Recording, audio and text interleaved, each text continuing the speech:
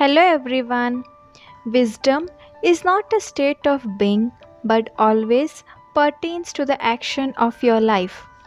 It will help you to see and do the right thing at the right time in the right way with the right people. Now, let us understand a story related to wisdom in our lesson The Boy Who Sold Wisdom. Nagendra was an orphan. He had no job. He was very clever and had learnt many things by observing his father. One day, a brilliant idea struck him. He went to the town and hired a small place to set up a shop. He hung a board over his shop which said, "Wisdom for sale." He called out that all kinds of wisdom were available at this reasonable rates. But people who heard him laughed at him and did not buy even a single piece of wisdom. One day, Babu, the son of Gupta, a rich merchant, passed by Nagendra's shop. He heard Nagendra's shouts. Babu was a foolish boy. He did not know the meaning of wisdom. He thought it was a vegetable or a thing. He asked Nagendra what it would cost per kg. Nagendra replied that he did not sell wisdom by weight, but he sold it by quality. Babu put down a nickel and asked Nagendra to give him a nickel's worth of wisdom. Nagendra wrote, "It is not wise to stand and watch two people fighting on a piece of paper," and gave it to Babu. Babu went home and showed his father what he had bought for a nickel. His father scolded him for wasting money on useless things. He went to Nagendra, scolded him and demanded his money back, for he had cheated his son. He even threatened to call the police. Nagendra said he would return the money if Gupta gave back his wisdom. Gupta threw the scrap of paper at him and asked him to give him back the money.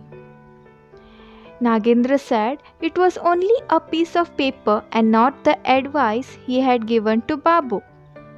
He told Gupta that if he signed a document to the effect that his son would never use his advice and that he would stand and watch people fighting, he would return the money. Gupta did so and went back. The king of that land had two queens. There was a rivalry between them. Their maids also hated each other. One day, the two maids went to the same shop and wanted to buy the same pumpkin. A quarrel started and it became very fierce. Babu, who wanted to honor the contract, went there and stood watching the two quarreling.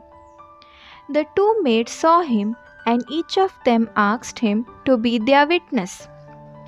The maids went back to the palace and reported it to their mistresses. The queens complained to the king.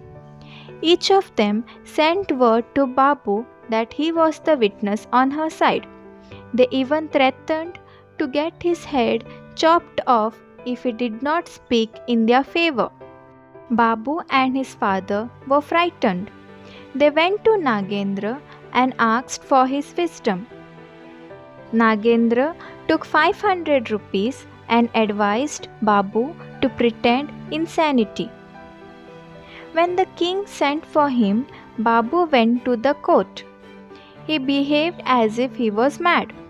When questions were asked, he uttered nonsensical words. The king lost his patience and sent him away. Babu was very happy. He told everyone about Nagendra's wisdom. Nagendra became very famous. Gupta was worried that his son had to behave like a mad boy always. If not, the king would find out the truth and punish him. So he went with his son to Nagendra and sought his help. Nagendra took another 500 rupees from them. He advised Babu to go to the king when he was in a good mood and tell him the truth. Babu found the king in a happy mood and told him everything. The king laughed and forgave him. The king, who came to know about Nagendra, sent for him and asked him if he had any wisdom to sell. Nagendra replied he had plenty of wisdom and would sell it to the king for 100,000 rupees. The king paid him the money. Nagendra wrote on a paper, "Think deeply before you do anything," and gave it to the king. The king got the advice, embroidered on his pillow and engraved on his cups and plates. After a few months, the king fell ill. The minister and one of the queens had been planning to kill the king. They bribed the doctor and asked him to poison the king's medicine. The doctor mixed poison in the medicine and brought it to the king in a golden cup. The king lifted the cup and saw the words engraved on it. He looked at the medicine thoughtfully for a long time. The doctor felt nervous. He thought that the king had come to know of his sins. He felt nervous and begged for mercy.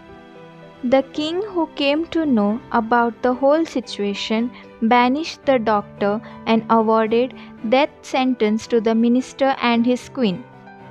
He realized that Nagendra's advice had saved his life. He made Nagendra his minister and honored him.